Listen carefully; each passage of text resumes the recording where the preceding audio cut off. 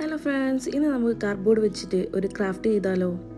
ആദ്യം കാർഡ്ബോർഡ് ഇങ്ങനെ 2 റൗണ്ട് ഷേപ്പിൽ കട്ട് ചെയ്തെടുക്കുക.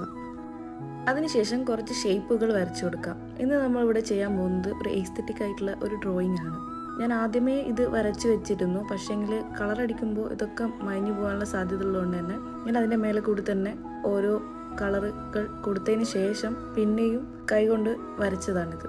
ജസ്റ്റ് ഷേപ്പുകൾ വരച്ചതിന് ശേഷം ആദ്യമായിട്ട് ബ്രൗൺ കളറാണ് ഫില്ല് ചെയ്തത്. 2 കാർഡ്ബോർഡ് കഷ്ണങ്ങളിൽ വർക്ക് ചെയ്യുന്നുണ്ട് തന്നെ 2 കാർഡ്ബോർഡിൻ്റെ അകത്തും ഏതൊക്കെ പാർട്ടിലാണോ ബ്രൗൺ കളർ കൊടുക്കേണ്ടത് ആ പാർട്ടിലൊക്കെ ബ്രൗൺ കളർ ഫില്ല് ചെയ്തതിന് ശേഷം അടുത്ത കളർ കൊടുക്കുകയാണ് ചെയ്തത്. Next white, green, yellow, orange എന്നിവ കൂടി ഓരോ കളിയിൽ ഫില്ല് ചെയ്തതിന് ശേഷം പെയിൻറ്റിങ് കംപ്ലീറ്റ് ചെയ്തു.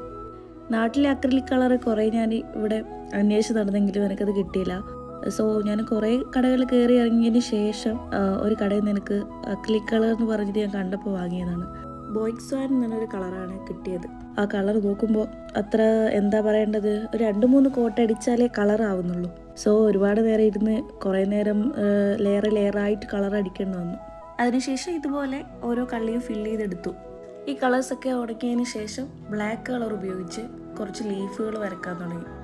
ആദ്യം സ്കെച്ചിട്ട് വെച്ചത് പെയിൻ്റ് അടിച്ചപ്പോൾ മൊത്തം മങ്ങിപ്പോയതിനാൽ പിന്നെ ഞാൻ കൈ വെച്ച് തന്നെ ജസ്റ്റ് ബാക്കി മൊത്തം ഒരു ഊഹം വെച്ചിട്ട് വരച്ചെടുത്തു.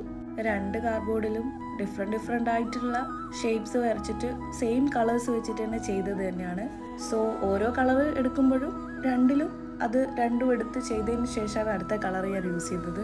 ബ്ലാക്ക് ലീഫ് വരച്ച പോലെ തന്നെ ബ്ലാക്കും വൈറ്റും കൂടി മിക്സ് ചെയ്തിട്ട് ഒരു ഗ്രേ കളറാക്കി വേറൊരു ലീഫ് കൂടി ഇതിൽ വരച്ചിട്ടുണ്ട്. ഇതാണ് എൻ്റെ ഫൈനൽ ലുക്ക്. നിങ്ങൾക്ക് ഇഷ്ടപ്പെട്ടെന്ന് വിചാരിക്കുന്നു. ഇതിനെപ്പറ്റിയുള്ള അഭിപ്രായങ്ങളും നിർദ്ദേശങ്ങളും നിങ്ങൾ തരുമെന്നുള്ള വിശ്വാസത്തോടെ പുതിയ വീഡിയോയുമായിട്ട് വീണ്ടും വരുന്നതാണ്.